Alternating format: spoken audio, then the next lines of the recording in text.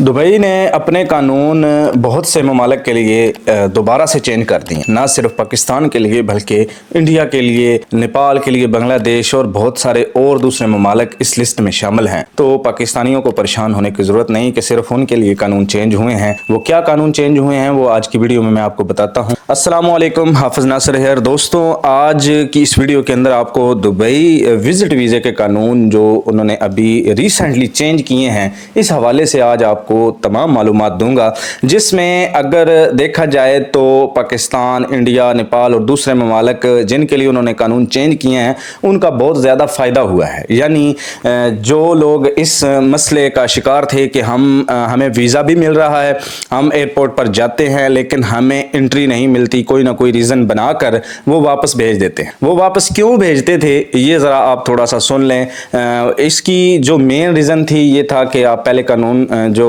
Dubai का visit visa जिन्होंने लिया है या जो लेना चाह रहे थे वो ये जानते हैं कि पहले ये कानून था कि एक तो आपके पास होटल की पेड बुकिंग होनी चाहिए या आपने कोई ना कोई रेफरेंस देना है जहां आपने रहना है। दूसरा ये कि आपके पास 3000 जो दिरहम हैं वो आपने शो मनी के तौर पर साथ लेकर जाने हैं। तो पहले ये मसला आ रहा था कि हमारे पास जी शो मनी भी होती है और ये मसाइल भी हैं जी, तो लेकिन फिर भी हमें एंट्री नहीं मिली। उसमें ये होता था कि बहुत सारे लोग धंतर मंतर तरीका ये लगा रहे थे कि 2000-2500 ले गया, 1500 ले गया, 1000 दिरहम ले गया और वहां जाके कहा कि जी हमारे तो रास्ते में गुम हो गए हैं, हम तो लेकर आए थे।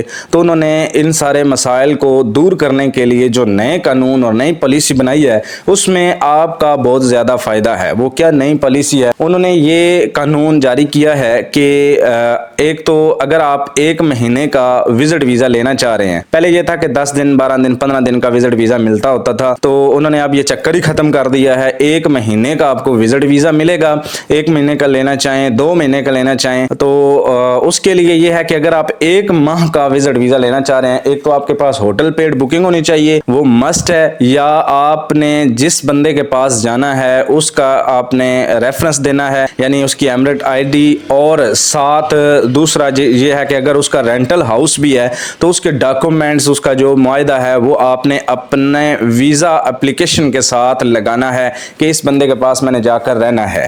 तो दूसरा ये है कि आपकी बैंक स्टेटमेंट 3000 दिरहम जो है वो शो आपने करवानी है, यानी साथ लेकर जो आप पैसे जा रहे हैं वो कोई आपके अब चेक नहीं करेगा।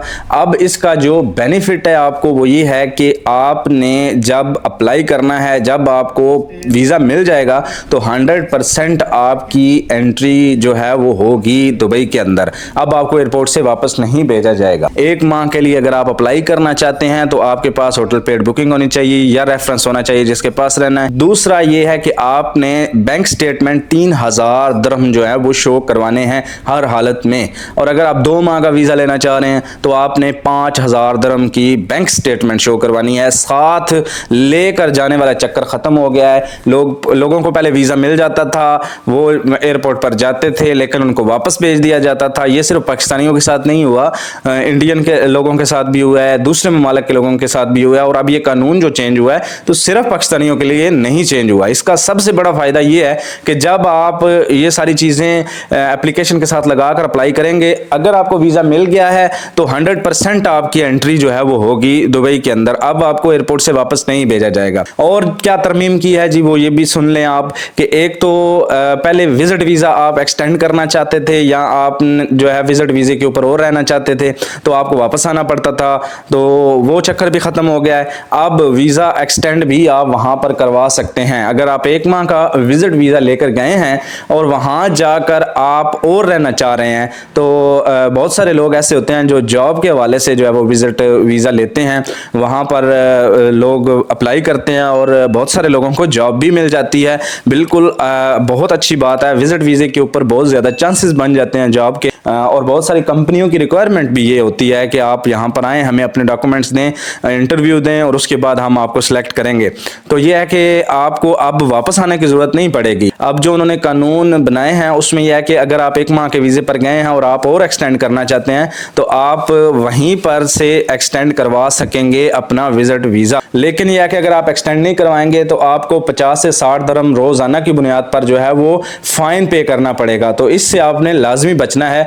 और इसके अलावा उन्होंने जो और तरमीम की है वो ये है कि अगर आपको वर्क परमिट मिल जाता है या आपको कोई कहता है कि जी आप यहाँ पर हमारे पास जॉब कर सकते हैं और आप वहीं से भी वीज़ा चेंज करवा सकेंगे, तो ये सारी जो पहले बंदिशें थी, मसाइल थे, परेशानियां थी, उनको उन्होंने आहिस्ता आहिस्ता से कंट्रोल करके बहुत ज़्यादा आसानियां पैदा कर दी हैं। ताकि यह है कि आपके पास पहले यह है कि वीज़ा मौजूद भी होता था लेकिन आप जा नहीं पाते थे, लेकिन अब आपके पास अगर वीज़ा मौजूद है और आपने बाकायदा आपको वीज़ा मिलेगा ही तब जब आप ये सारे डॉक्यूमेंट्स जो है वो एप्लीकेशन के साथ लगाकर अप्लाई करेंगे। तो यानी यह है कि अब आपको ये टेंशन ख़त्म हो जाएगी। बहुत सारे लोग विजिट करना चाहते होते हैं, अब न्यू ईयर भी है जैसे, तो लोग जो है वो जाना चाहते थे, पहले भी जाते थे, लेकिन यह है कि उनको वापस मोड़ दिया जाता था वीज़ा होने के बावजूद। तो अब ये चक्कर उन्होंने ख़त्म कर दिया है, क्योंकि बहुत सारे लोगों का एक और भी ये जहन होता है और ये बात हकीकत भी है कि अगर आपके पास एमरेट आईडी है यानी वर्क परमिट मौजूद है, 1-2 साल आप दुबई में काम कर लेते हैं, तो बहुत सारे यूरोपियन ऐसे कंट्रीज हैं, शेंजन की मैं बात नहीं कर रहा, बहुत सारे यूरोपियन ऐसे कंट्रीज हैं जो वीज़ा ऑन अराइवल देते हैं ऑन बिहाफ सिर्फ एमरेट आईडी के ऊपर। यानी अगर आपके पास वहां का वर्क परमिट मौजूद है तो बहुत सारे यूरोपियन कंट्रीज जो हैं वो आपको वीज़ा ऑन अराइवल भी दे देते हैं, यानी वहीं से आप जो है वो सिर्फ टिकट करवा कर किसी भी यूरोप के कंट्री जा सकते हैं। तो ये है कि अगर आपका आगे भी प्लान हो कि हम यूरोप के अंदर मूव करना चाहते हैं, वहां जाकर जो है हम विजिट वीज़ा लेना चाहते हैं, तो यह है कि आप बाकायदा इन तमाम तरीकों पर अमल करें। अगर आपको यहाँ से पाकिस्तान से जॉब नहीं मिल रही, देखें वीज़ा फीस तो आपको पे करनी ही पड़ेगी। पहले ये था कि वीज़ा फीस आपकी जो है वो ज़ाया हो जाती थी, आप जो है वो 3000 दरहम आप ये समझते थे कि जी हम 1000-1500 ले जाएंगे और कोई ना कोई बहाना लगा देंगे। देखें बहानों से काम नहीं होते, अब उन्होंने इन्हीं बहानों को ख़त्म कर दिया है। एक तो आपके पैसे बच जाएंगे, दूसरा ये है कि आपका वीज़ा फीस जो है वो आपकी ज़ाया होने से बच जाएगी। पहले ये था कि वीज़ा फीस आपकी जो है वो ज़ाया हो जाती थी क्योंकि आपको वापस भेज दिया जाता था। तो यह है कि ये तमाम मसाइल अब ख़त्म हो चुके हैं और आप वहाँ पर बआसानी जा भी सकते हैं, वीज़े को एक्सटेंड भी करवा सकते हैं, वीज़े को आप कन्वर्ट भी करवा सकते हैं।